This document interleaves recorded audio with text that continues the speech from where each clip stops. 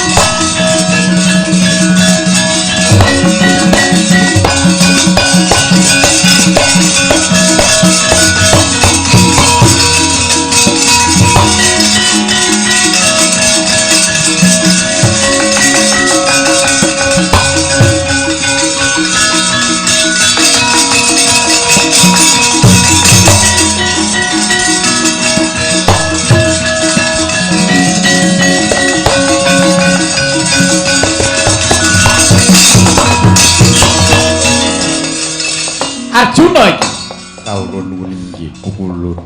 Apa karepmu? Badhe sumusul Kang Mas Bima Suci. Lho iki Bima Suci isih utuh. Ora getek, ora ciri. Malah Kang Raka Si Werkudara bisa nyuwargakake Kang Ramamu Prabu Pandhu Darsani Bumi Madrim wis luwar saka pasiksan. Luwar saka jroning Kawah Candra dimuka munggah marang loka-baka.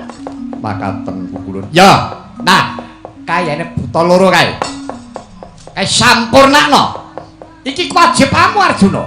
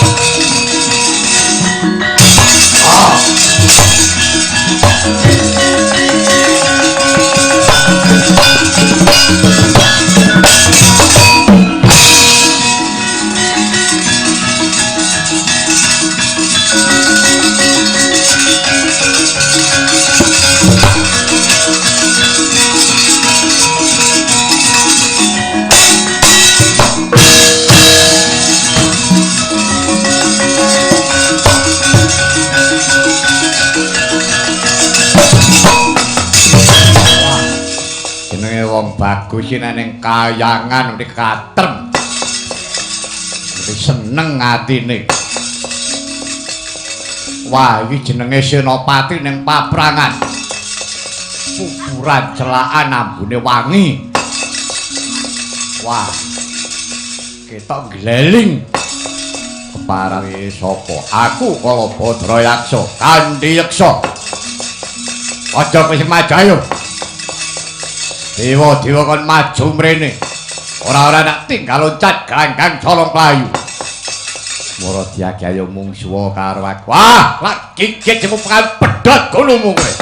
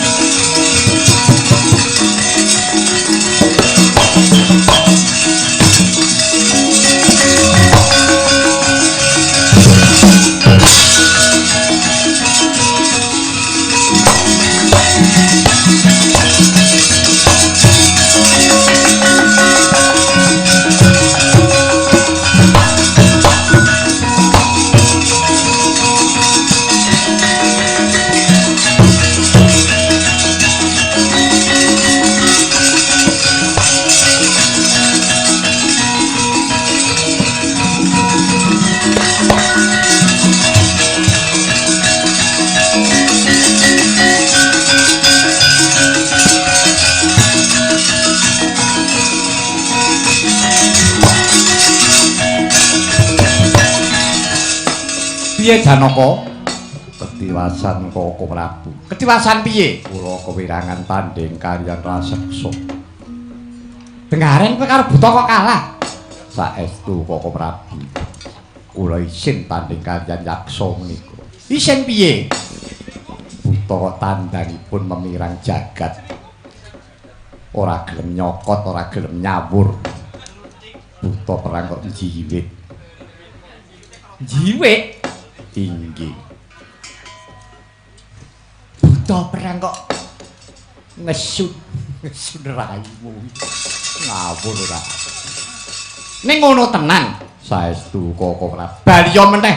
Mboten Koko Prabu, kula isin. Tak kandhani ya. Lho, ngerti ora? Menapa inggih? Iya. Lho. Ya toh? Menapa ya apa aku arep ngapusi?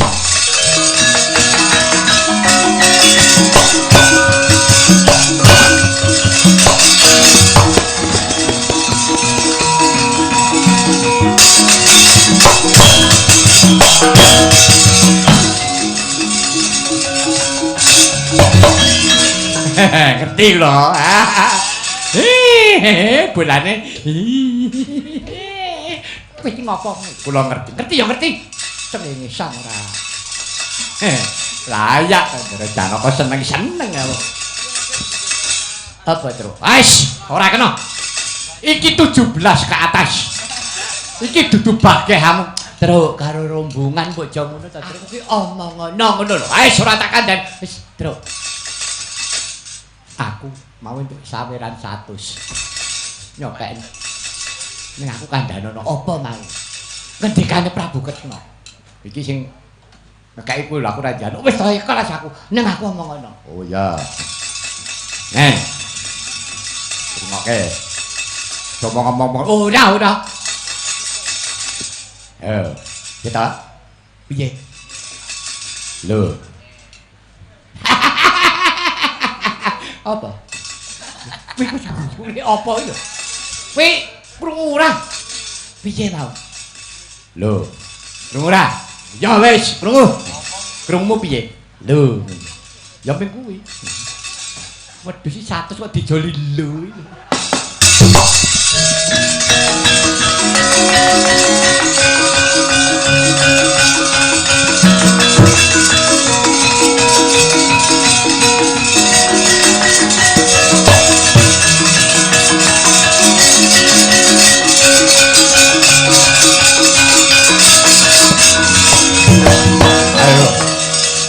Nek perlu kae dukunmu kon rene kon tanding karo aku Ratu Ireng Tunteng kae tak patenane meskaraku nggih wangsita ngayu karpu kang mawa ujwala Jonelaga bangun nurut tuwa ngayu baya merak baya ing tentak remuka dadi sira yayi ning wong kuning nemu giring sapa rambatam kejaba mung pun kakang wong ayu ki apa to ya wah perang kok ngawur mbok dideleng aku ki sapa ngono perang tek ngerayu ya kepopo aku suwawi tak emban suwawi tak pono bergadet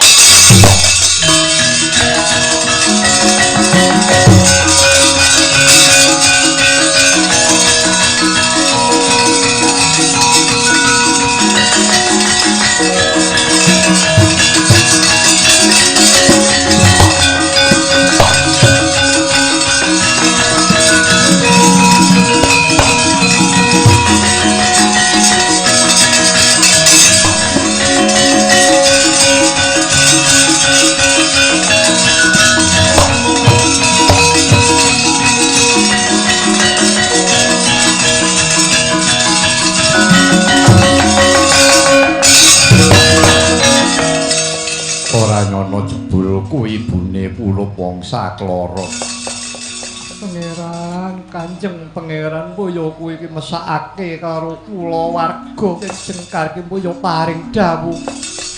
Nadyan to pirang dina pirang candra kuwi iki diparingi ngerti. Dadi ora kedarang-darang lelakonku. Mbok iki saestu to Pangeran panjenengan kok paring dawuh. Lah tobat, jengkar kok ora eling karo kula warga. Kanjeng Pangeran. Nek tindak iki aku iki dikandhani ngono Pangeran, tok goleki karo kowe tekan ngendi-endi. Sare wangi ngenger Cina. Cakemmu ora. Wah, Jan. Kuwi lho, Truk. Petingane para putri ngono kuwi. Ya. Ayo Ibina aja ngantek suwe ngadep ana ngersaning para pepundhen.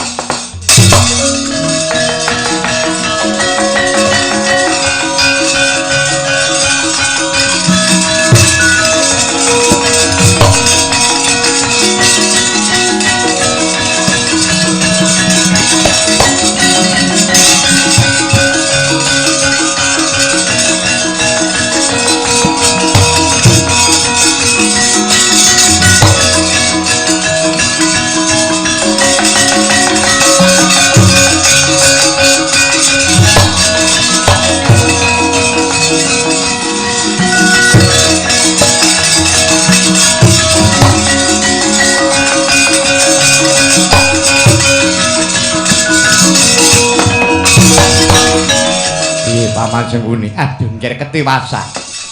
Kula wastane menawi Bima Suci pun timbali wonten kayangan nampi paukuman. Belma nampi kanugrahan. Atau sak banjuri. Nah iki. Monggo niki Begawan Durna kempa kanjan para Pandhawa. Ara pripun iki? Banjur karepmu piye? Iki padha mawon awake dhewe niki kelangan kebu, tombok gudel, imbuh kandang. Tegese piye? Lah mening ngantos Begawan Durna kempa kaliyan para Pandhawa, para Pandhawa saya pinter, saya ngrembaka. Ngilmune saya disok kabeh. Dipun suwul wangsul Begawan Durna.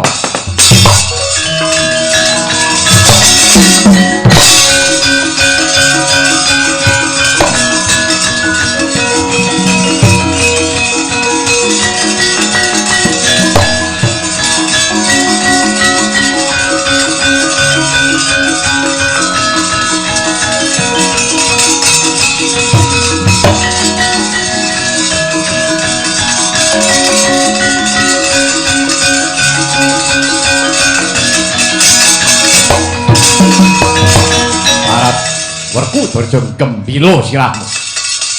Leleng pacakmu. Tak jaluk Begawan Durna.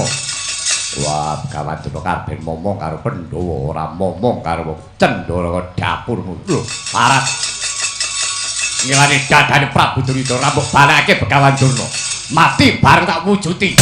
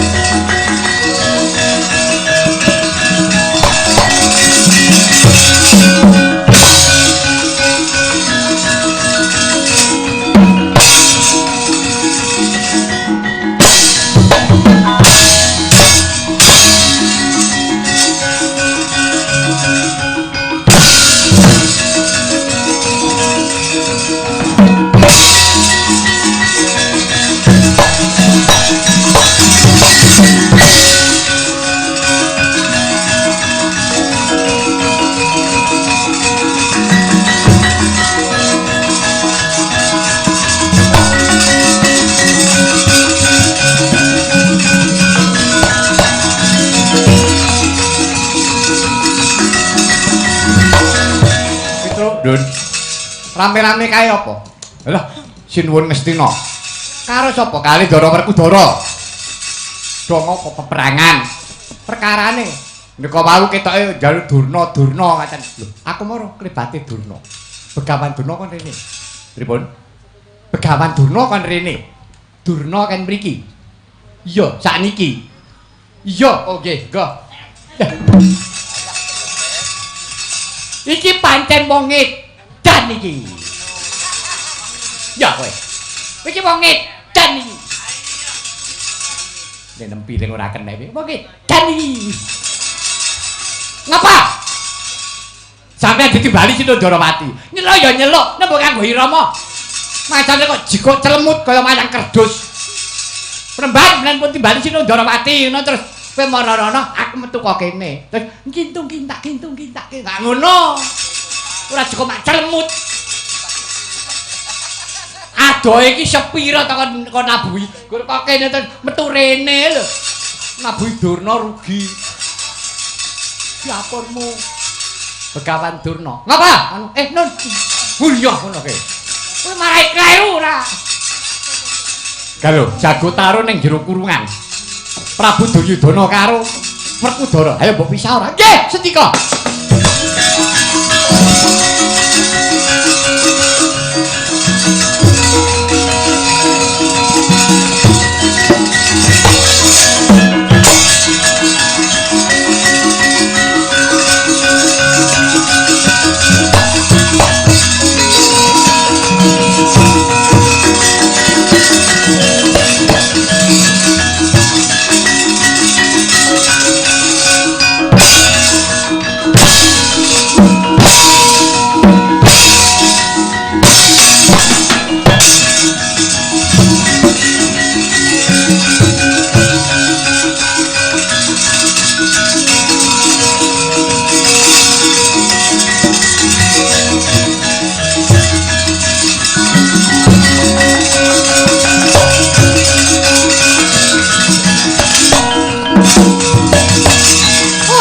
Werkudara, wis jar. Aja mbok bacot-bacotake tekmu Bantayuda. Eman.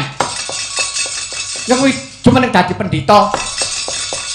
Moko wis akeh ngelmumu. Kang becik-becik yen mung bogo peperangan, mongko perang karo sedulur. Aja yo ngene. Eman. Oh, coba bisa rampungane menungso. Ampun mang pisah.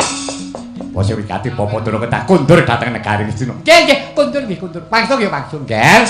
Boten-botenipun menawi ndaga dawuh pangandikanipun kang sinuwun. Ya Bapak Durna. Wis kowe bali ya yen kowe disia-sia karo Ratu Ngedirma. Kundha karo aku. Rampungane menungso iki. Ora. Ya kok wis didino men nek apa-apa aku tak SMS ya. Nomorku ra jek, Kang. Isih. Lah yo, monggo kula dherekaken kundur.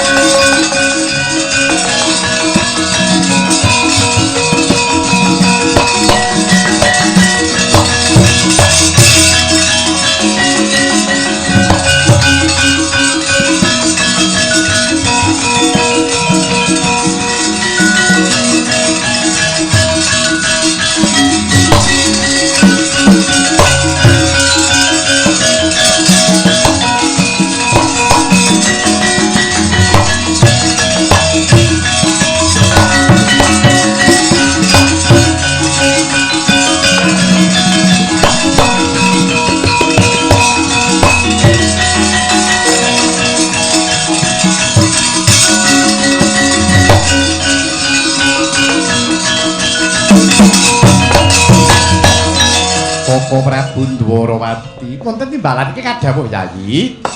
Joko Prabu bingeng manakula tanpa pepindhan. Sak sampunipun kadang kula Yayi Bima saged ngrampungaken jejibahanipun. Inggih Yayi. Menawi dipun raos-raos sedaya para Pandhawa menika inggih makarya sesarengan. Nyuwun wonten kersanipun Gusti ing ngakarya jagatipun piyambak-piyambak rak ya ngono to Kakang Semar.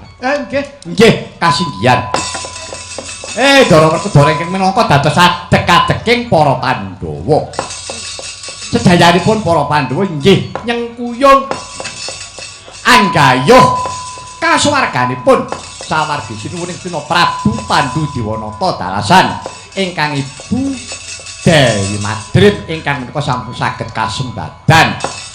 Monggo dene para putra ingkang taksih tinilar wonten ing jagat raya menika dipun paringana kekiyataning iman dalu nenuwun dumateng purbaning Gusti ingkang sampun mapan wonten ing kalanggengan tansah tentrema penggalipun manggiya kamulyan jati rak ngaten ya Kakang Badranaya.